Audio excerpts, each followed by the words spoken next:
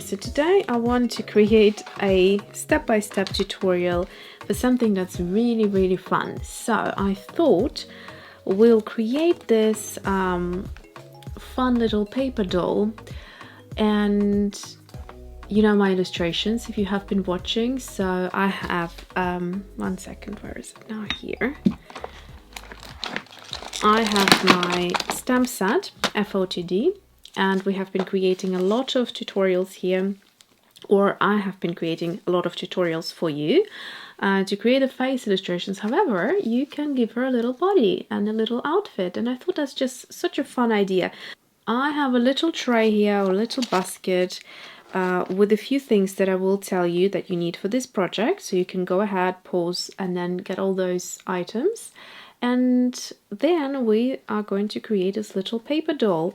I mean, paper dolls are just so neat. This is something you can do with your children, or just for yourself. They're just really cute. I mean, I like sitting her down on my desk like so, in the yoga position, a lotus position, and she just sits there. But this actually was my son's idea. So we were watching iCraft show, and I gave him, you know, the opportunity to pick something, like to pick a project that we do.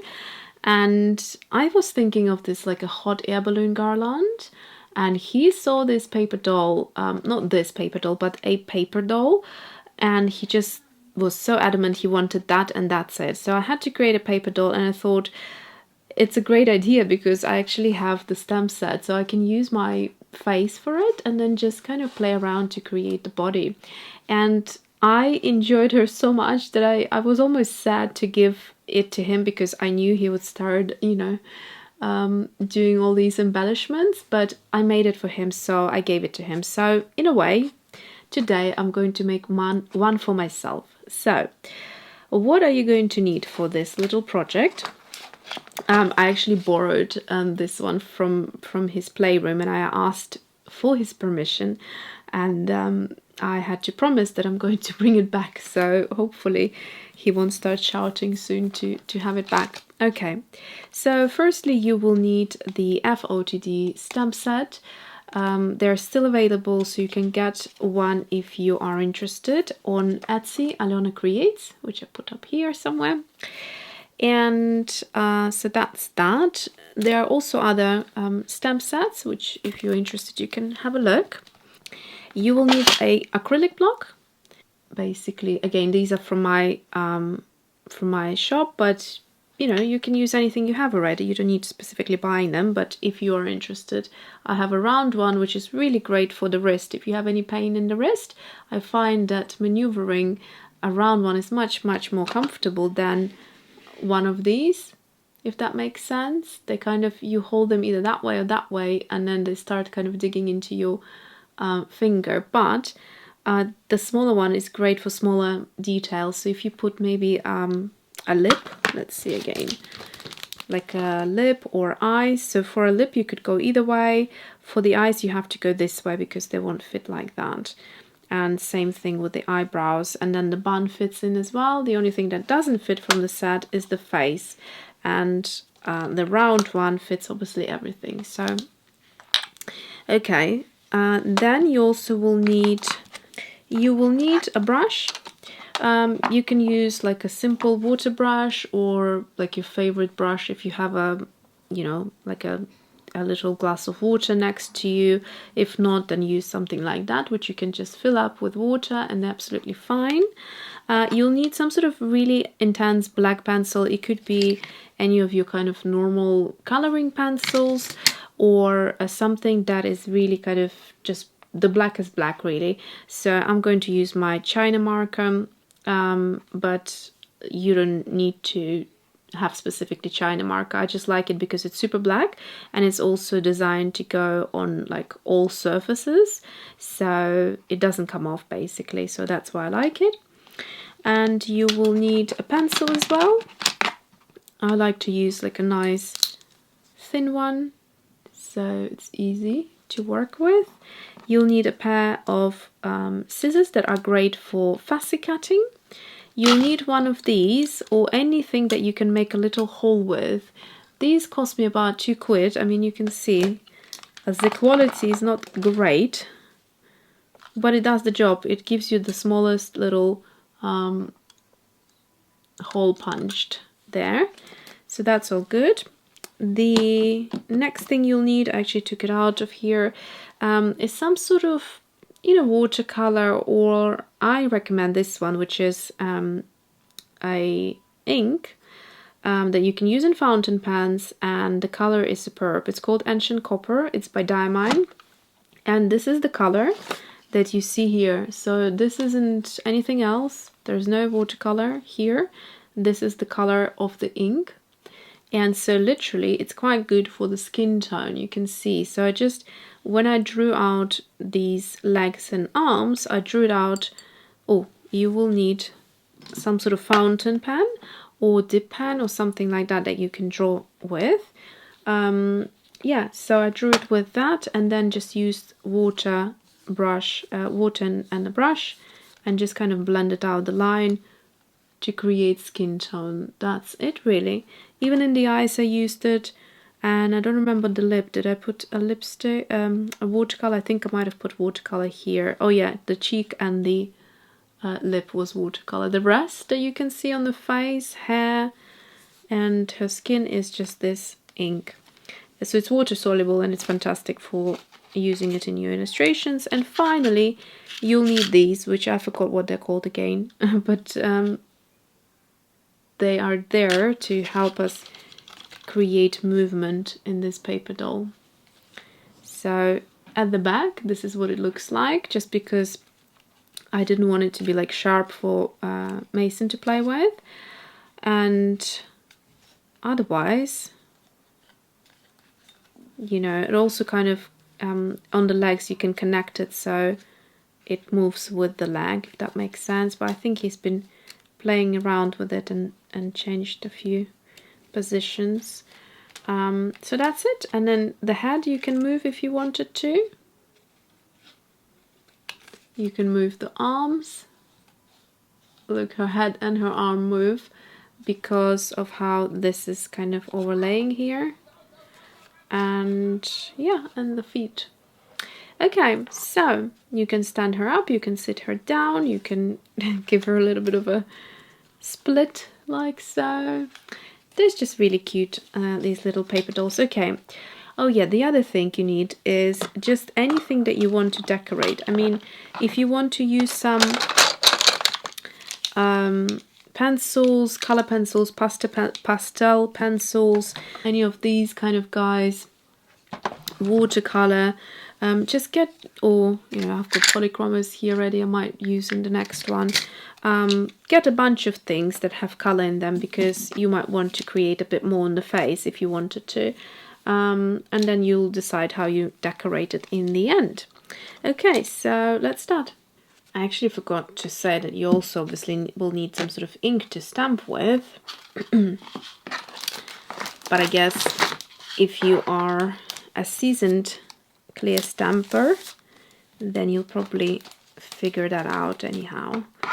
Alright, so you also will need actually some watercolor paper, which is 300 GSM, so the thicker the better, because that obviously will be the thickness of the doll. So if you use very thin craft paper, it might be too flimsy, so you do need that. And then you also will need to find some papers, like, you know, from the scrapbooking pads. So I'm going to use the Sunny Days by Maggie Holmes, just because it has really lovely floral papers, which can be used in the dresses really well. And also it's got quite a few of these which have gold foil in there, and they look quite pretty as well. So you can see some really nice papers there. So you may well have these already in your stash. So here is the gold foiling on this dress. Okay. So to begin with, I'm just going to actually use up this little bit of paper here. So I'm going to keep it on the paper rather than cutting it out. And okay, so I think from here I'll go into voiceover. Alright, so I feel like I haven't done a voiceover in a really long time, so I hope it's going to be fun for you and me. Basically, I'm starting by stamping out the image of the face using the face base, and then all of the bits and pieces, so the lip, then the eye, and the eyebrows. I'm using Distress ink Tattered Rose by Tim Holtz, which I love. Since I've bought a few more nude ink pads, but I'm still using this one, so truth be told I haven't started using the other ones except for one, I think. Anyways, so yeah, this is my go-to ink and I absolutely love it. There, I'm sharing that I made myself a tea, had a little break, and I am back to now working on the body. So this video is going to concentrate mostly on the body, and then there's going to be a separate video for the face where I'm going to finish the face and then sort of attach it to the body. And reason being is that the actual content was over an hour and a half. It was a beast of a video to edit, and it took me ages. I actually didn't have enough space on my computer to do it in one go, so I had to do it like in split parts. Anyways, not that you need to know all of that behind the scenes work, but yeah, so it was a lot of work, but I really wanted to share the process with you because I think it's such a fun little thing. It puts you right back to being a little girl, or even a little boy if you like to play with dolls. So it's quite satisfying, and it's like one of the quite therapeutic things to do. So yeah, so here I'm just kind of picking the right fabrics, I was going to say, but it's actually papers, obviously, to use as the fabric for the dress. And I am just roughly shaping out these kind of puffed sleeves and cutting them out of that same pink paper that I had left over from the dress before. And it's really simple, just really, you know, simple kind of triangular rounded at the edges and corners shapes, really. And then for her hair I also use the same paper, and I'm going to well, I cut out the stamped images, the stamped buns that come in the clear set, FOTD clear stamp set, and then that's basically kind of makes it look like she's wearing like a headscarf around her hair, or it kind of looks maybe even like big like floral arrangement. You know how Frida Kahlo used to have that signature style.